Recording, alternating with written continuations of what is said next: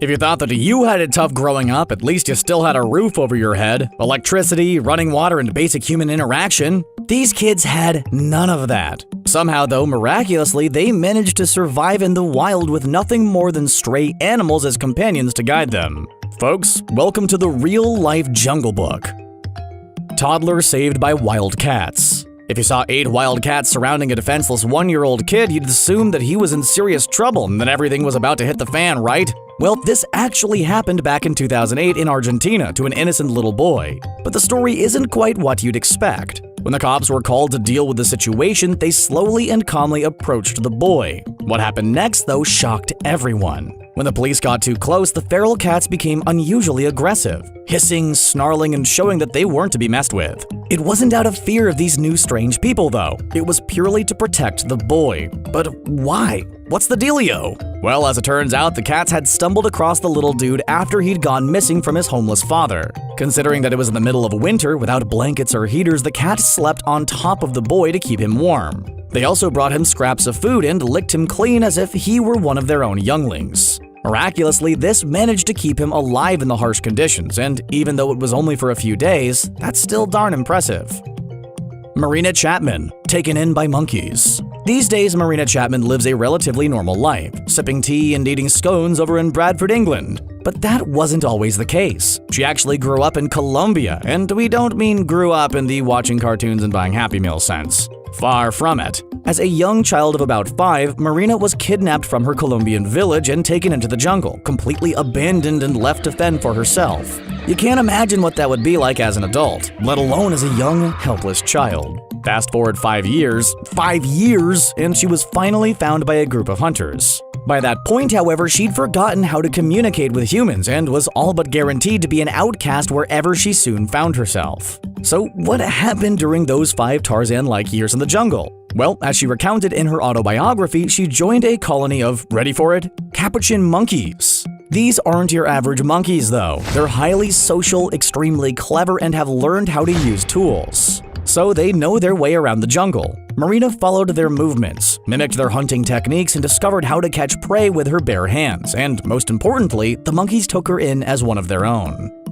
Ivan Mishukov ran away and lived with dogs. When Ivan Mishukov ran away from home in 1997 at the tender age of just 4, no crystal ball could have ever predicted what was about to happen next. Assuming you were coherent enough to understand what you were doing at that age, what would you have done? Run to the nearest Chuck E. Cheese? Scamper over to the nearest water slide? Well, it's Russian winter, so that's a clear no on the water slide. Or would you find the nearest feral dog pack to hang out with? Well, that's exactly what our boy Ivan did. No, not the Chuck E. Cheese thing, the dog pack thing. After fleeing from his terrible home environment on the outskirts of Moscow, the story goes that Ivan actually lived with a pack of wild dogs for 2 entire years. Compared to what he was going through at home, stuff that no kid should have to witness, his relationship with the wild animals was strong, and as he's told in interviews, he felt more loved and appreciated than ever. On the streets, Ivan would be like, "Hello dogs, here is some human food for you." And the dogs would be like,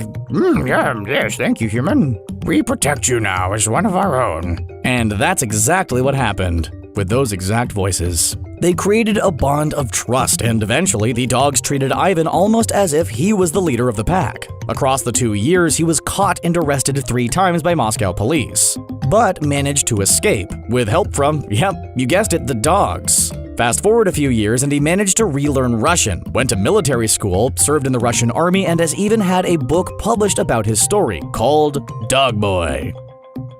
Dog Boy from Chile. As amazing as that story is, Ivan isn't the only so-called dog boy to have ventured through the streets with canine companions. Let's venture on over to South America this time, where in Chile, a boy known only as Alex was discovered with a pack of as many as 15 dogs. When Alex was just 5 months old, his teenage mother abandoned him, which forced Alex into an uncertain, topsy-turvy childhood. In 2001, after he'd been living in a children's home and having an all-out terrible time for close to 3 years, he said, "Screw this," and decided to make a run for it. This wasn't the first time he attempted to get the heck out of there, but it was certainly the most successful, thanks to the dog pack that protected him from being swooped up by his chasers. After the dogs adopted him and they built trust with each other, Alex would take milk from the mothers. They'd wander together, sleep together, and protect one another. They'd scrounge in unison for food in dumpsters, garbage bins, and alleyways. Not quite with the romance level as a back alley lady in the Tramp Spaghetti, but still, gotta do what you gotta do, right?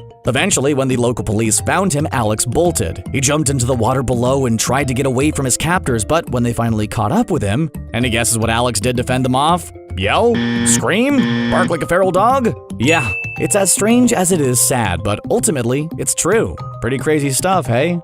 Ostrich Boy. Alright, winding the clock all the way back to 1945, the year where Sidi Mohammed told his incredibly unique story. The name Sidi Mohammed might not ring a bell, but how about the name Ostrich Boy? Yeah, that's right. A family of ostriches helped Sidi survive and grow up, but how exactly? Well, it all started when he was about 5 years old and decided to wander away from his North African home. As an inquisitive child who hadn't yet been taught not to poke at wild animals, when he came across an ostrich nest with chicks hatching, he was like, "Ooh, pretty little birdies." He ended up staying with the herd, and instead of the mother ostrich attacking him to protect her young, she actually took him under her wing. Like, literally. For close to 10 years, Sidi lived with his new animal family and became a cherished member of the group. They taught him how to scavenge, how to run at light speed, and even put him on a diet that consisted mostly of grass, which, to be honest, is still healthier than a lot of ours these days.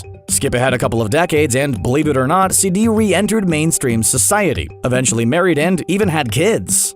Marcos Rodriguez Pantoja. Next up, say hello to Marcos Rodriguez Pantoja, a man born in Spain in 1946 with a shockingly special story. And as you can guess, it involves joining forces with a group of wild animals. When Marcos was just 7, he found himself alone in the mountains, which, to be honest, was still better than the conditions he faced at home with his evil stepmother. And we don't mean the angelically evil Disney kind. This one was a real pain in the, you know. All in all, Marcos spent a whopping 12 years out in the wild, mostly interacting with wolf packs, but also wild boars, snakes, deer, foxes, and the agailla, aka the booted eagle. Years later, he's merged with human civilization once again. However, it took him decades to be able to get used to the noise of city life. In fact, when he was asked about his miraculous journey in an interview, Marcos said that the scariest moment of his life, by a country mile, was when he returned to society.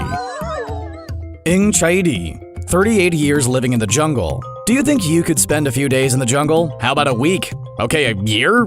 Yeah, probably not, right? Well, in one of the most spectacular cases of kids that survived in the wild, after going missing at the age of 4, an Indian-born girl by the name of Ing Chaidi lived, hold your hats people, for 38 years in the jungle. 38 years! After all that time, she was eventually found in the neighboring Myanmar, living in, of all places, a cemetery. Aside from the fact that she lived to tell the tale, after she was found back in 2012, doctors, scientists, and researchers were starstruck by the fact that, take this with a grain of salt, she was actually relatively normal. She had no issue with human interaction, she could communicate in basic fashion, and she's made plenty of progress learning new words since. Casey Hathaway. If anyone was paying attention to the news earlier this year and wasn't too busy Netflix binging, you might have heard of the story of 3-year-old Casey Hathaway. Anyone? Okay, we'll fill you in then. So after the young boy was missing for 3 days and 2 nights, rescuers in North Carolina stumbled across him, stuck in a patch of thorny bushes. Ouch. Whether you choose to believe the word of a toddler is your own choice, but according to Casey, he found a friendly black bear who kept him company throughout the ordeal. Apparently, if bears are raised with humans from a young age, then they can become very tame. With Casey's situation, however, experts tend to think that a wild bear just coming to chill out with a little boy is crazy talk. We'll never know for sure, but if it is true, then someone should buy the movie rights to the story, and quick. That's all for the times that animals helped children survive in the wild. How long could you last in the jungle? Let us know in the comments. Make sure to like this video, subscribe to The Richest, and join our notification squad. Thanks for watching, and we'll see you next time.